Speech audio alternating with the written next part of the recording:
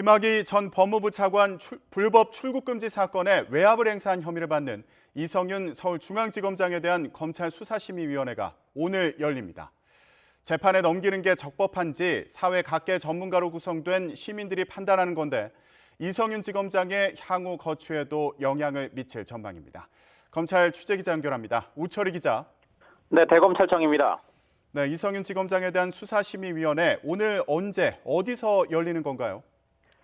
네, 검찰 수사심의위원회는 오늘 오후 2시 대검찰청에서 열립니다. 이성윤 서울중앙지검장은 지난 2019년 대검찰청 반부패 강력부장 시절 김학의 전 차관 출국 금지 과정이 불법적이라는 사실을 보고받고도 사건을 수사하던 안양지청 수사팀의 검찰의 외압을 행사한 의혹을 받고 있습니다. 수원지검에서 관련 수사를 이어오고 있는데 이성윤 지검장을 재판에 넘기는 게 적법한지 판단하는 자리입니다. 위원회는 법조계, 언론계, 시민단체 등 사회 각계각층의 전문가 15명으로 구성됩니다. 이번 수사를 이끄는 수원지검 이정석 부장검사와 이성윤 지검장 측 변호인도 참석할 예정입니다. 당시 출국금지 사건을 수사하던 담당 검사도 피해자 자격으로 출석할 것으로 알려진 가운데 이성윤 지검장이 직접 나올지도 관심입니다.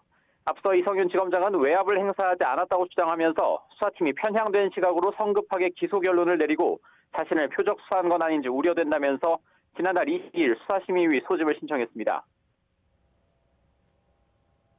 네, 수사심의위 결과에 따라서 이성윤 지검장의 향후 거취에도 영향이 상당할 텐데요. 결과는 언제쯤 나올까요?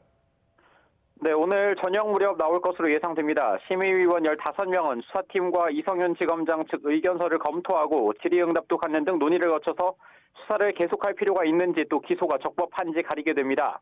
만약 위원들 간의 의견이 일치되지 않을 경우 출석위원 과반수의 찬성으로 의결합니다. 다만 수사심의위의 결정은 강제성을 갖지 않는 권고 성격입니다.